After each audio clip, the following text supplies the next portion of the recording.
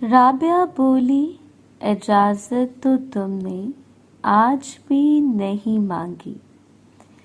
میں نے مسکرا کر کہا، آج مجھ سے رہا نہیں گیا۔ تو رابعہ بولی، ان کاموں میں اجازت نہیں مانگے جاتے، ان کاموں میں اپنا حق جتایا جاتا ہے، اور تمہیں حق ہے، تم جو چاہو کرو۔ میں نے کہا، اچھا ٹھیک ہے، کافی دیر ہو گئی ہے، اب مجھے چلنا چاہیے۔ رابعہ بولی، ٹھیک ہے، اگر دوبارہ ضرورت پڑی میں تمہیں پھر دعوت دوں گی۔ میں نے مسکرا کر کہا، ایسی دعوت تو مجھے روز چاہیے۔ تو رابعہ میری بات سن کر ہنسنے لگی اور بولی، ایسی دعوت پر بلاوے کا انتظار نہیں کرتے، خود آ جاتے ہیں۔ تو میں نے کہا، ٹھیک ہے، اور یہ بات کہہ کر میں اس کے کمرے سے باہر نکلا اور اپنے کمرے میں آ گیا۔ کمرے میں آتے ہی مجھے کافی نیند آنے لگی تھی، اور میں ایسے ہی بیڈ پر لیٹ کر سو گیا۔ صبح بھی میں لیٹ اٹھا اور ہر بار کی طرح مجھے امی سے ڈانٹ پڑی۔ آج میرے لیے خوشی کا دن تھا، کیونکہ آج میری ملاقات مونا سے ہونی تھی۔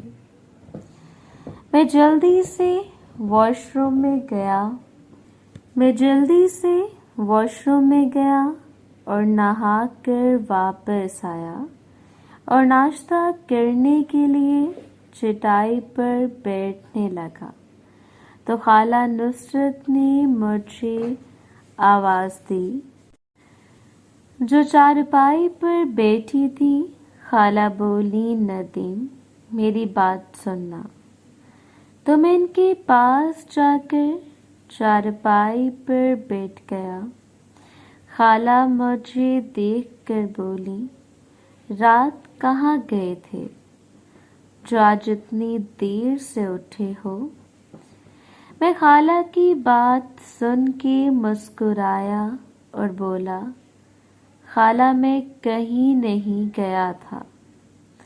خالہ میری بات سن کر بولی، آج تمہیں پورے 2 دن ہو گئے ہیں۔ میں نے کہا، خالہ میں آپ کی بات نہیں سمجھا، آپ کہنا کیا چاہتی ہیں؟ خالہ مسکرا کر بولی، ندیم تمہیں میرے پاس آئے ہوئے پورے 2 دن ہو گئے ہیں۔ تمہیں یاد ہے تم نے کہا تھا کہ میں روز آپ سے ملاقات نہیں کر سکتا، تو آج تم ٹائم نکال کر رات کو میرے پاس چکر لگانا۔ میں سمجھ گیا کہ خالہ مجھ سے ملاقات کرنا چاہتے ہیں۔ میں نے خالہ سے کہا، آج مجھے کچھ ضروری کام ہے، میں آج آپ کے پاس نہیں آ سکتا۔ خالہ بولی، کیا ضروری کام ہے؟ اب میں خالہ کو کیا بتاتا کہ مجھے آج مونا سے ملنا ہے؟ میں نے کہا، خالہ آپ کو تو پتہ ہے کل ہم نے کیمپنگ کے لیے جانا ہے، تو بس اسی کا سامان اکٹھا کر رہے ہیں۔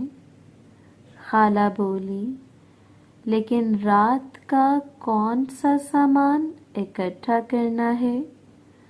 میں نے کہا، خالہ رات کو سامان اکٹھا نہیں کرنا، لیکن تھکن کی وجہ سے جلدی نیند آ جاتی ہے۔ ہم ایسا کرتے ہیں کیمپنگ کر کے جب میں واپس آؤں گا تو آپ کے پاس آ جاؤں گا۔ خالہ نے برا سا منہ بنایا اور بولی ٹھیک ہے لیکن ایک شرط پر۔ میں نے کہا کون سی شرط؟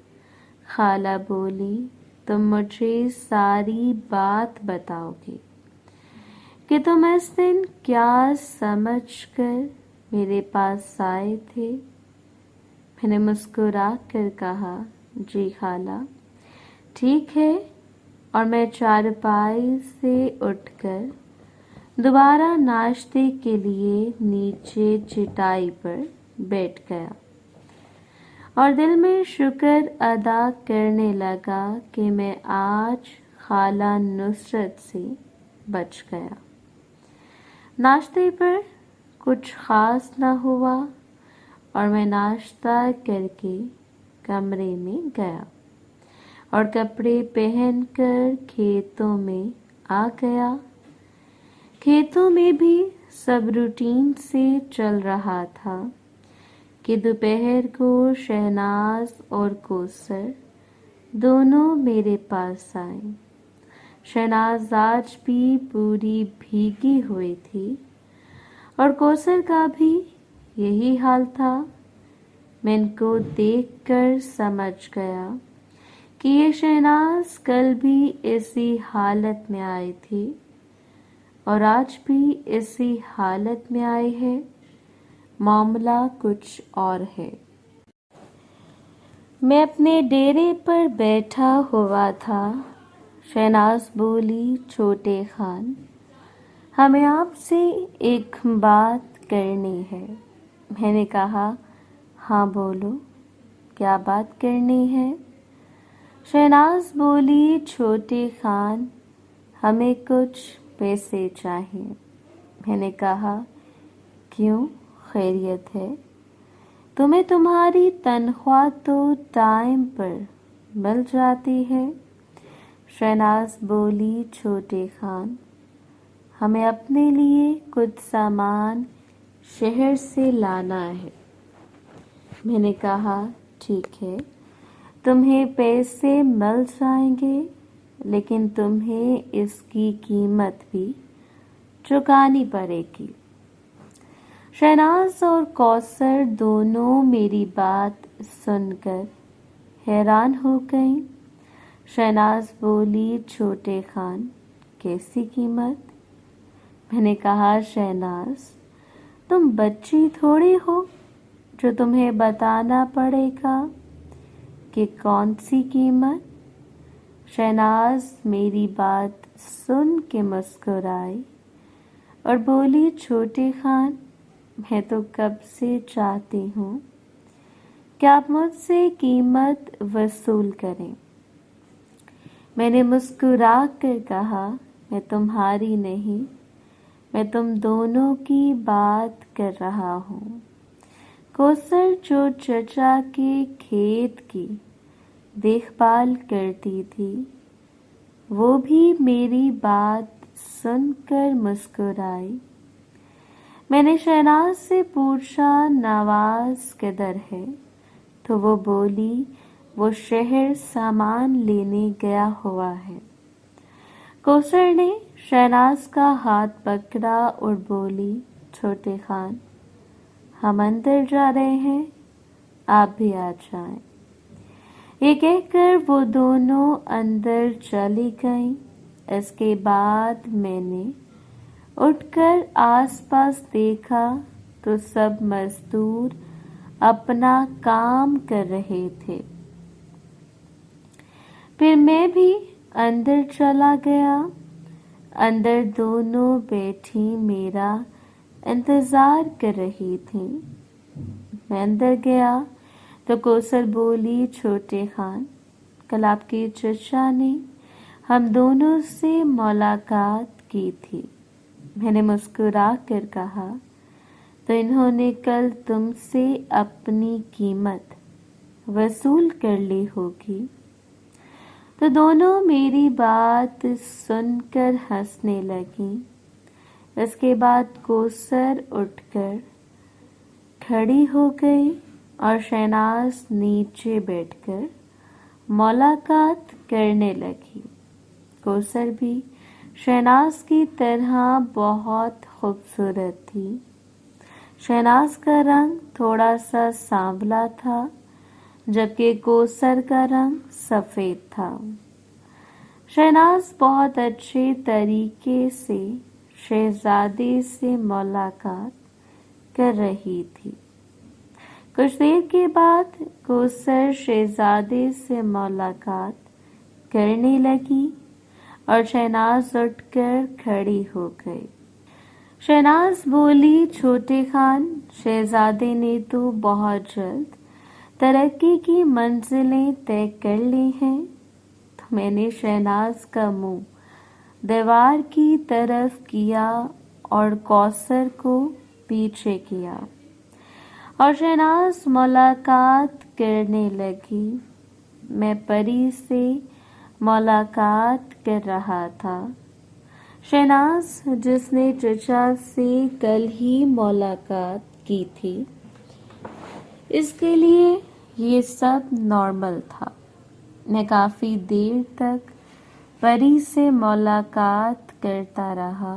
جیسے ہی شہناز کی ملاقات کا وقت ختم ہوا، کوثر چارپائی پر دوسری طرف منہ کر کے بیٹھ گئی اور شہناز اس کے آگے بیٹھ گئی۔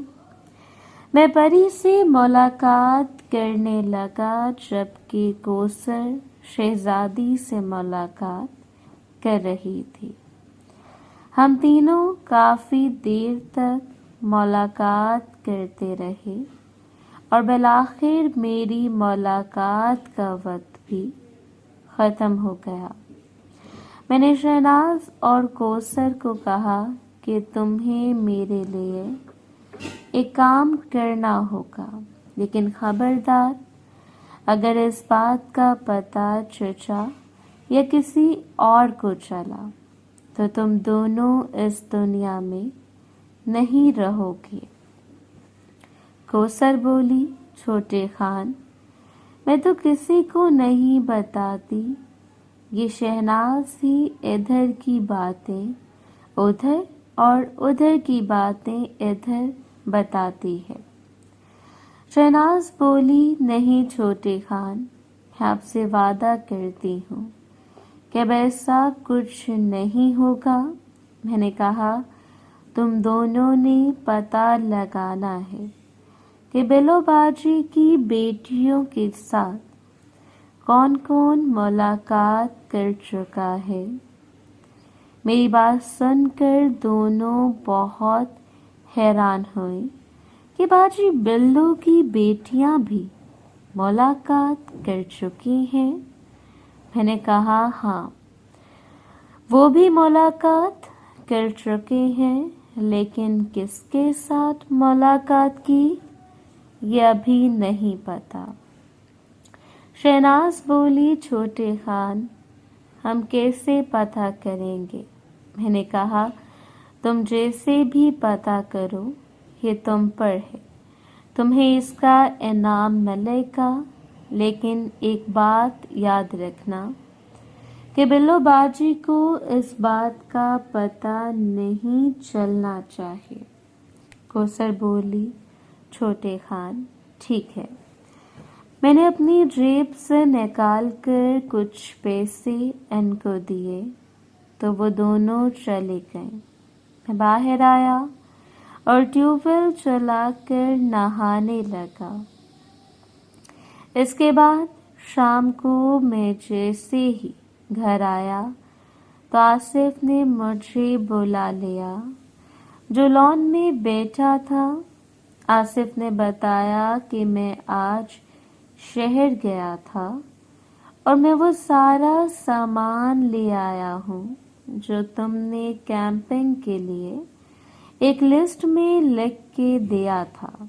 میں نے پوچھا، وہ سامان کدھر ہے؟ آصف بولا، कमरे में रखा है। मैंने कहा चलो आओ देखते हैं। मैं आसिफ और हमारे साथ मुनीर, तनवीर और राशिद और गुलफाम भी आ गए। हम कमरे में गए तो वहाँ तकरीबन 10 टेंट पड़े थे। इसके अलावा सिलेंडर था और बाकी खाने पीने का सामान भी था। मुनीर बोला, भाई पहाड़ों पर तो बहुत सर्दी होगी। मैंने कहा हाँ, तुम ठीक कह रहे हो, पहाड़ों पर ठंड होगी।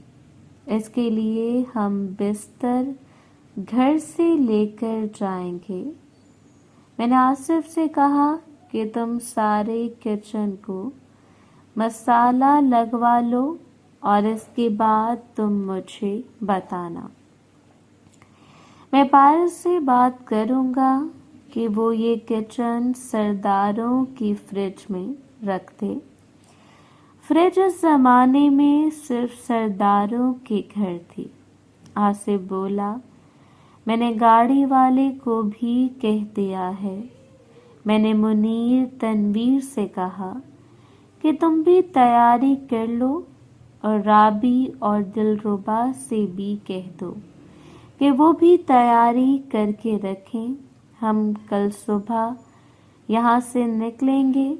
मैंने राशिद और गुलफाम से भी कह दिया, तुम भी तैयारी कर लो और अपनी बहनों से भी कह दो कि वो भी तैयारी कर लें। फिर वो चले गए। मैंने आसिफ से पूछा कि तुम्हारी फैमिली में से कौन कौन जा रहा है। तो आसिफ बोला, बाजी हदीका, इनका भाई और मेरी तीनों बहनें जा रही हैं। मैंने कहा कि ताया और ताए को भी ले चलो। तो आसिफ बोला, इधर काफ़ी ठंड होगी, इनके जोड़ों में पहले ही दर्द होता है। आसिफ बोला, नदीम तुमसे एक बात करूं। मैंने कहा हाँ करो। आसिफ बोला, यार किसी तरह मोना और किरण को भी साथ लेकर चलते हैं। मैंने कहा तुम्हें पता तो है चचा कभी भी इस बारे में नहीं मानेंगे। आसिफ थोड़ा गुस्सा करते हुए बोला, यार ये अजीब रस्म व रिवाज है। मैंने भी मुस्कुरा कर कहा, तुम्हें इस रस्म व रिवाज से क्या फ़र्क पड़ता है। आसिफ बोला, क्या मतलब। मैंने कहा, वही मतलब जो तुम समझ रहे हो। आसिफ बोला, नहीं, तुम साफ साफ बताओ तुम कहना क्या चाहते हो।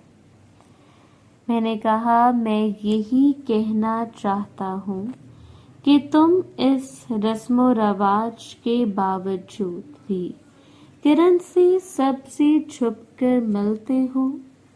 आसिफ मेरी बात सुनकर एकदम हड़बड़ा गया और बोला, तुम्हें किसने कहा कि मैं किरण से मिलता हूँ। मैंने कहा, आसिफ ये बात तुम छोड़ दो कि मुझे किसने कहा कि तुम किरण से मिलते हो। तुम बताओ, क्या तुम किरण से नहीं मिलते। आसिफ बोला, नहीं, मैं किरण से नहीं मिला। मैं सिर्फ तब ही मिला था जब तुमने मेरी मुलाकात अपने खेत वाले कमरे में करवाई थी। मैंने मुस्कुरा कर कहा, आसिफ ये बात बिल्कुल गलत है। मैंने तुम्हें अपनी आँखों से देखा है। आसिफ बोला, तुमने मुझे कहाँ देखा है। मैंने कहा, वहीं देखा है जहाँ तुम किरण से मिलते हो। मेरी बात सुनकर आसिफ बोला, किस जगह देखा है? मैंने कहा, क्या तुम्हें नहीं पता कि तुम कहाँ किरण से मिलते हो? आसिफ को शायद ये लग रहा था कि मैं वैसे ही फेंक रहा हूँ। क्या आसिफ खुद ही बता दे कि वो कहाँ मिलता है? लेकिन वो ये नहीं जानता था कि मैं इसको किरण से मुलाकात करते हुए अपनी आँखों से देखा है। आसिफ बोला, फिर भी बताओ तो सही, तुमने कहाँ देखा है? मैंने कहा, तुम इस बात को छोड़ दो और ये सोचो, अगर किसी और ने देख लिया तो तुम्हारा क्या होगा?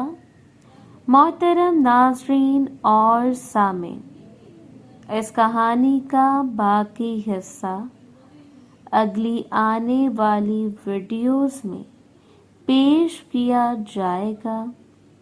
अगर आपको ये वीडियो अच्छी लगी तो वीडियो को लाइक और हमारे चैनल को सब्सक्राइब ज़रूर करें। शुक्रिया।